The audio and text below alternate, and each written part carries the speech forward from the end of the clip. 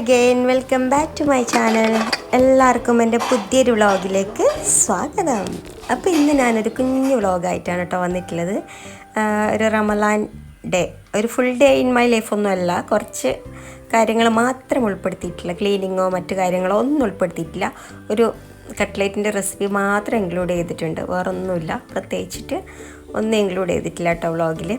അപ്പോൾ കട്ട്ലേറ്റ് ഉണ്ടാക്കാൻ വേണ്ടിയിട്ട് ഞാൻ ക്യാരറ്റും ഉരുളക്കിഴങ്ങും നേരത്തെ വേവിച്ച് വെച്ചിട്ടുണ്ടായിരുന്നു കേട്ടോ. അപ്പോൾ അതിൻ്റെ വെള്ളമൊക്കെ ഒന്ന് പോയി കഴിഞ്ഞപ്പോൾ ഞാൻ അതിൻ്റെ തൊലി കളഞ്ഞെടുക്കലാന്ന്. അപ്പോൾ തൊലി കളഞ്ഞിട്ട് ഇതുപോലെ സ്മാഷ് ചെയ്തെടുക്കാം. അപ്പോൾ ക്യാരറ്റ് വേവിക്കുമ്പോൾ കട്ട് ചെയ്തിട്ട് വേവിക്കാതെ തൊലിയോടെ അടക്കം തന്നെ വേവിക്കുമ്പോൾ എന്താ പറയുക, ഉള്ളിലങ്ങനെ വെള്ളം കിടക്കില്ല. അങ്ങനെയൊക്കെ നോക്കിയിട്ടാണ് ഞാൻ ഇന്ന് കട്ട്ലേറ്റ് ഉണ്ടാക്കുന്നത്. പക്ഷേ ലാസ്റ്റ് ഒരു ട്വിസ്റ്റ് ഉണ്ട് കേട്ടോ. അപ്പോൾ അതിന് വേണ്ടിയിട്ടുള്ള പച്ചക്കറിയാണ്. ഞാൻ വെറും വെജിറ്റബിൾസ് മാത്രം വെച്ചിട്ടാണ് ഇന്ന് ആക്കുന്നത്. ഇറച്ചിയൊന്നും ഇട്ട് കൊടുക്കുന്നില്ല കേട്ടോ. ചിക്കനും ബീഫും ഒന്നും ഇല്ലാത്തൊരു ദിവസമായിരുന്നു. അപ്പം വെറും പച്ചക്കറി മാത്രമേ ഇട്ടിട്ടുള്ളൊരു കട്ട്ലേറ്റ്. അപ്പം കുറച്ച് ഉള്ളിയും കുറച്ച് വെളുത്തുള്ളിയും ഒക്കെ സെറ്റാക്കി വെച്ചിട്ടുണ്ട്. കുറച്ച് മല്ലിയിലയും പച്ചമുളക് ഇട്ടിട്ടില്ല. പച്ചമുളക് ഞാൻ ഇങ്ങനത്തെ സ്നാക്കൊന്നും ആക്കുമ്പോൾ ഇടലില്ല കേട്ടോ. കാരണം കുട്ടികൾ പച്ചമുളക് കടിച്ചിട്ടുണ്ടെങ്കിൽ പിന്നെ ഒച്ചപ്പാടും ബഹളമായിരിക്കും. അപ്പോൾ മസാല ഉണ്ടാക്കാൻ വേണ്ടിയിട്ട് ഒരു പാനിലേക്ക് കുറച്ച് എണ്ണ ഒഴിച്ചിട്ടുണ്ട്. അത് ചൂടായി വരുമ്പോൾ കുറച്ച് ചെറിയ ജീരകം ഇട്ട് കൊടുക്കുക. ചെറിയ ജീരകം ഇഷ്ടമല്ലാത്തവർക്ക് സ്കിപ്പ് ചെയ്യാം. എനിക്കെന്തോ ഭയങ്കര ഇഷ്ടമാണ് കേട്ടോ ചെറിയ ജീരകത്തിൻ്റെ ഒരു ടേസ്റ്റ്. വെജിറ്റബിൾസൊക്കെ വെച്ചിട്ട് ഉണ്ടാക്കുന്ന എല്ലാത്തിനും ചെറിയ ജീരകം ഇട്ട് കൊടുത്താൽ നല്ലൊരു ഫ്ലേവർ ആയിരിക്കും. നമ്മൾ പിന്നെ ഇതിലേക്ക് ചിക്കനും ബീഫും ഒന്നും ചേർത്ത് കൊടുക്കുന്നില്ല. പിന്നെ ആവശ്യത്തിന് ഉപ്പ് ഇട്ട് കൊടുത്ത് അത് അവിടെ ലോ ഫ്ലെയിമിൽ വെച്ചിട്ടുണ്ട്. ആ സമയത്ത് കുറച്ച് ബ്രെഡ് ക്രംസ്, നമ്മളെ കട്ട്ലേറ്റിൽ വേണ്ടിയിട്ടുള്ള ബ്രെഡ് ക്രംസ് റെഡിയാക്കലാണ് കേട്ടോ.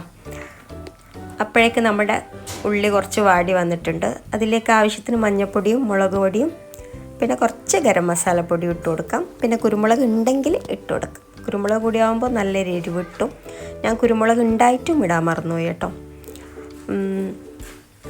അപ്പോൾ നന്നായിട്ട് വഴറ്റി കൊടുക്കുക. നന്നായിട്ട് റെഡ് കളറായിട്ട് വന്നു കഴിഞ്ഞാൽ നമ്മൾ സ്മാഷ് ചെയ്ത് വെച്ചിട്ടുള്ള പൊട്ടാറ്റോ ഇട്ട് കൊടുക്കുക. എന്നിട്ട് നന്നായിട്ട് മിക്സ് ചെയ്തെടുക്കുക കേട്ടോ. അപ്പോൾ അതിലേക്ക് ഏറ്റവും അവസാനം കുറച്ച് മല്ലിയില ഇട്ട് കൊടുക്കാം. അപ്പോൾ ഉണ്ടാക്കുന്ന സമയത്ത് തന്നെ ഇതിൻ്റെ കൈ വിട്ടുപോയി, എൻ്റെ കയ്യിൽ നിന്ന് വിട്ടുപോയി. കാരണം എന്താണെന്നറിയില്ല.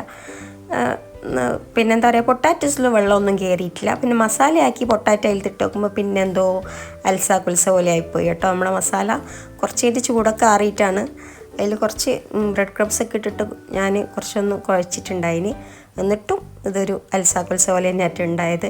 ഞാൻ എങ്ങനെയല്ലോ അത് ഉരുട്ടിയെടുത്തു. പിന്നെ എൻ്റെ മോളും ഹെൽപ്പ് ചെയ്തിട്ടുണ്ടായിരുന്നു കേട്ടോ ഉരുട്ടിയെടുക്കാൻ. ഓൾക്കാവുന്നത് പോലെ ഓളും. ഞാൻ പിന്നെ മുട്ടയിലൊന്നും ഡിപ്പ് ചെയ്യാതെ വെറും ബ്രെഡ് ക്രംസിൽ മാത്രം ഡിപ്പ് ചെയ്തിട്ട് എടുത്തു. മുട്ടയിലും കൂടി ആക്കി കഴിഞ്ഞാൽ പിന്നെ അതിന് എടുക്കാനും വെക്കാനും ഉണ്ടാവില്ല. അതെനിക്ക് നന്നായിട്ടറിയാം. അപ്പോൾ നല്ല ചൂടായ എണ്ണയിലേക്ക് ഇട്ടിട്ട് തന്നെ ഫ്രൈ ചെയ്തെടുക്കുന്നത്. ലോ ഫ്ലെയിമിലൊന്നും വെക്കേണ്ട ആവശ്യമില്ല. കാരണം ഉള്ളിൽ വെന്തതാണല്ലോ. ഒന്ന് ജസ്റ്റ് അപ്പുറം ഇപ്പുറം ഒന്ന് ബ്രൗൺ കളർ ആയാൽ മതി. ഉള്ളിൽ വെന്ത സാധനമാണുള്ളത്. അപ്പോൾ എങ്ങനെയല്ലോ ഞാനത് ഫ്രൈ ചെയ്തെടുത്തു. അൽസ കുൽസ ആണെങ്കിലും നല്ല ടേസ്റ്റ് ഉണ്ടായിരുന്നു കേട്ടോ. അപ്പോൾ ഇനി നിങ്ങൾ ഉണ്ടാക്കുന്ന സമയത്ത് എന്താ പറയുക, ഉള്ളി ഇങ്ങനെ വാട്ടാണ്ട് നമ്മൾ ഉണ്ടാക്കിയ പിന്നെ ഇതുണ്ടല്ലോ വേവിച്ചതിലിട്ട് കൊടുത്താൽ മതി. അപ്പോൾ അങ്ങനെ ലൂസായി പോകില്ല. ഇനി ഞാനും അങ്ങനെ ഉണ്ടാക്കാമെന്ന് വിചാരിച്ചു. അങ്ങനെ കട്ട്ലേറ്റ് റെഡിയായി. പിന്നെ ഉമ്മാൻ്റെ കായ് നിറവാണ് കേട്ടോ. അത് ഉമ്മയാണ് ആക്കൽ. ഒരിക്കൽ ഉണ്ടാക്കുമ്പം മുഖത്ത് എണ്ണ തെറിച്ചതിന് ശേഷം പിന്നെ ഞാൻ ആ ഭാഗത്ത് പോക്കില്ല. അത് ഉമ്മ തന്നെ അധികം ഉണ്ടാക്കൽ. പിന്നെ റോട്ടിയാണ് രാത്രി. അപ്പോൾ ഉച്ചക്ക് പിന്നെ അസർ നിസ്കാരമൊക്കെ കഴിഞ്ഞിട്ടാണ് കേട്ടോ ഞാൻ ഈ പരിപാടിക്ക് നിന്നത്. ആ സമയം നമ്മൾക്ക് ഉമ്മാൻ്റെ 1-2 പരിപാടിയൊക്കെ കഴിഞ്ഞിട്ടുണ്ടായിരുന്നു കേട്ടോ. അപ്പോൾ രാത്രി റോട്ടിയാണ്. കറിയൊന്നും തീരുമാനിച്ചിട്ടില്ല. അപ്പോഴേക്ക് ബാങ്ക് കൊടുക്കുന്ന നേരമായി. ചായ വെച്ചു. പിന്നെ ബാങ്ക് കൊടുത്തു. എല്ലാവരും നോമ്പോർക്കലാന്ന് കേട്ടോ. അപ്പം കാരയ്ക്കും നമ്മുടെ കായ്നിറവും കട്ട്ലേറ്റും, നമ്മൾ അൽസ കുൽസ കട്ട്ലേറ്റ്, അങ്ങനെ സാച്ചു നല്ല ഫോർക്കെല്ലാം വെച്ചിട്ട് നല്ല സ്റ്റൈലാക്കിയിട്ടാണ് തിന്നുന്നത്. അപ്പോൾ നമ്മുടെ കട്ട്ലേറ്റിൻ്റെ അവസ്ഥ എങ്ങനെയാണെന്നുള്ളത്, പക്ഷേ ടേസ്റ്റ് അടിപൊളിയാണെന്നിട്ടാ പറയാൻ പറ്റില്ല, അടിപൊളി തന്നെയാണ്.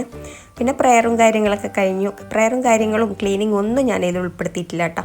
പിന്നെ നമ്മൾ മുത്തായം കഴിക്കില്ല. അന്ന് രാത്രിയത്തെ ഫുഡ് ഒരു 9 മണിയെല്ലാം കഴിഞ്ഞ് കഴിഞ്ഞാൽ രാത്രിയത്തെ ഫുഡ് കഴിക്കും. പിന്നെ അന്ന് നമ്മൾ കഞ്ഞി അത് ഉണ്ടാക്കിയിട്ടില്ല. വെറും ഒറോട്ടിയും പാർട്സിൻ്റെ കറി നമ്മൾ വാങ്ങിയ എക്സ്ട്രാ ചെയ്തത്. അന്ന് നമ്മൾ ചിക്കനും ഒന്നും ഇല്ലാത്ത ദിവസമായിരുന്നു. അപ്പോൾ ഒന്ന് കറി ഉണ്ടാക്കേണ്ട ഒന്നും തിരിയുന്നില്ല. അപ്പം അങ്ങനെ കുറച്ച് പാർട്സിൻ്റെ കറി വാങ്ങിച്ചു. നല്ല ടേസ്റ്റാണ്. നമ്മളിവിടെ അടുത്തുള്ള ഒരു ഹോട്ടലിലെ പാർട്സിൻ്റെ കറി.